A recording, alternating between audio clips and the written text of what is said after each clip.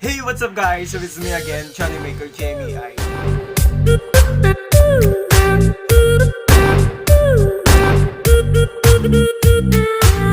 So ngayon guys, i-review na natin for the, ano na kasi, August na ngayon.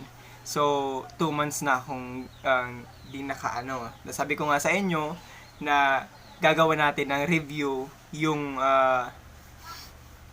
frozen collagen. If, kung ano ba talaga, kung effective nga ba siya sa akin.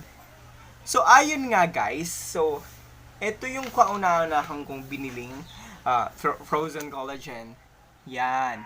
Legit po yan, legit po yan.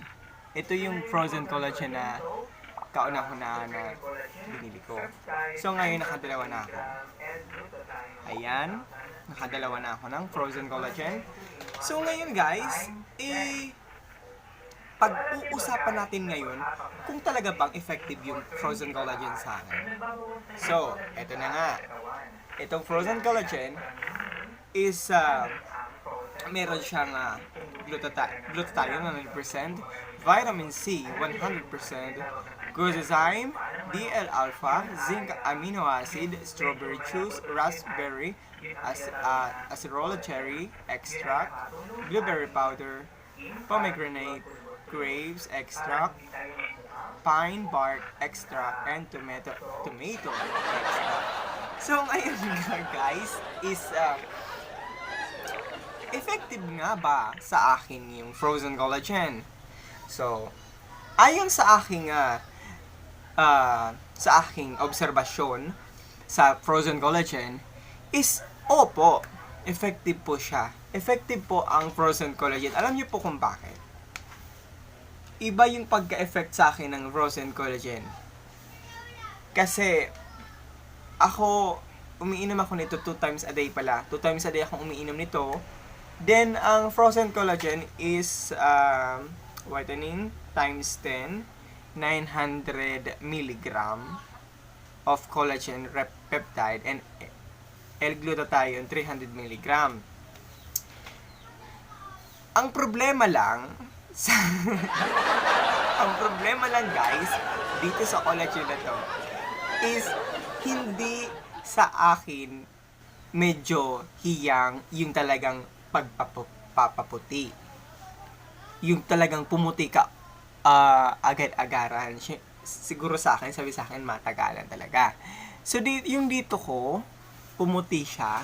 Yung nandyan, ayan o, pumuti siya. Nagkaroon siya ng lightened skin. Yan. Yan. Gago!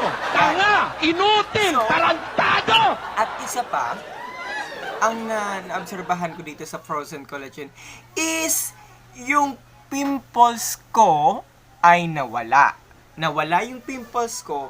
Pero guys, is yung problema ko lang is hindi siya mawala yung ano nga yun, yung pore skin. Meron pa akong pore skin na kailangan ko ng ano nga yun yung tawag ng pampaano yung sa pore skin, para matanggal yung pore skin. Serum. Kailangan ko ng serum para mawala yung pore skin. Itong frozen collagen is isa pang tatlo. Yung maganda sa frozen collagen is yung nail, yung kuko ko is ang ganda yung pagka-pinkish niya. Alam niyo yung sa mga artista yung nagpipink yung yung kuko. Ayun oh. Ayun. 'Di ba? At palagi siyang makintab. Palagi siyang makintab yung kuko ko. At malinis po 'yan. Palagi yan malinis.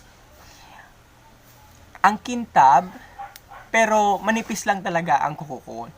Sabi ni Papa, manipis lang talaga ang kuko ko. Ayan o, hindi pa ako nagpapa-cleaning. Kumbaga, in short, virgin ba po itong kuko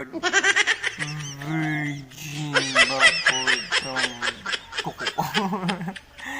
Ayan nga, yun yung isa pang nagandahan ko, pangatlong nagandahan ko, is yung kuko, nagpipinkish. Yung para bang pasta, yung maganda talaga siya tingnan, yung confident kapag ikaw nakikiano, yung ganyan, ganyan. Tapos yung, basta yung kuko ko is nag-pink. Dati pink yung kuko ko, pero now, parang kumbaga sa cellphone is, parang nag-upgrade yung kuko. Parang, ano siya, palagi siyang makintab. Pero hindi naman ako nagamit ng cuticle kasi ayaw ko. Kasi virgin pa nga yung kuko ni John Maker. So, ayan guys, oh. Palagi siyang makintab. Then, pang-apat, yung kinagandahan ko pa sa Frozen Collagen is, alam niyo kung ano, yung, para bang, ang ganda niya sa katawan, pag tuwing iniinom ko siya, parang naayos yung katawan ko.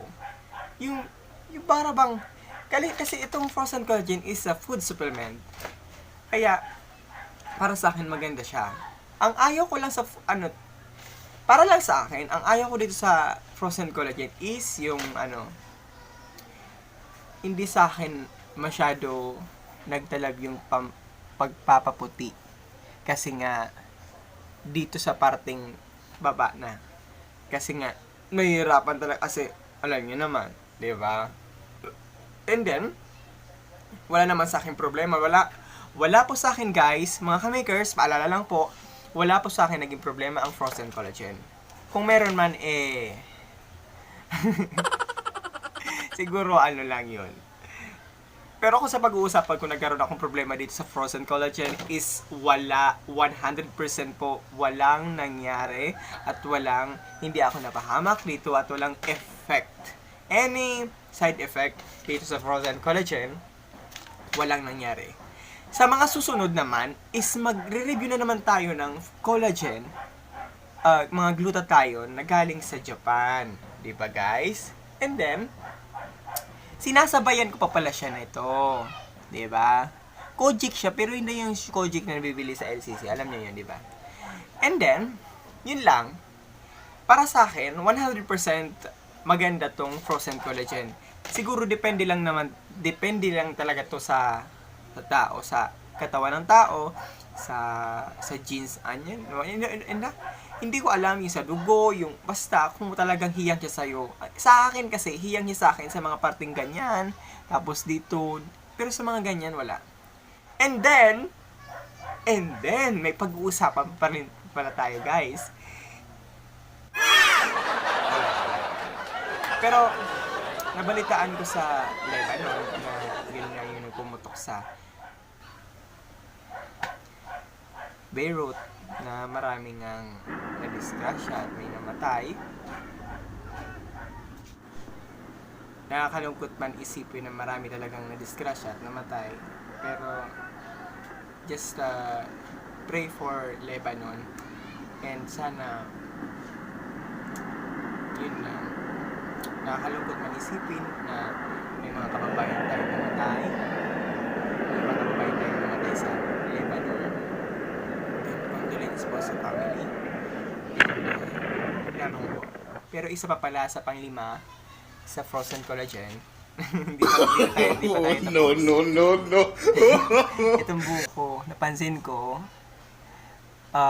nakakapagpakapal siya ng buhok. Alam niyo yun?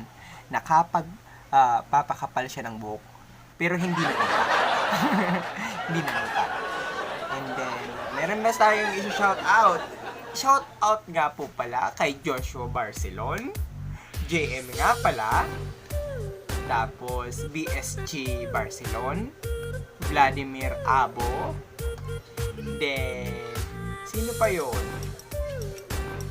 Uy pala, Axure, isang vlogger na Cake for Gaming, pa-shout out naman po.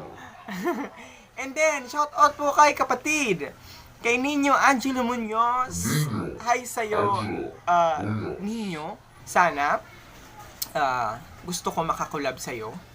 Soon, medyo ayaw ko pa kasi lumabas. Alam mo naman kung bakit ayaw ko lumabas. Kasi,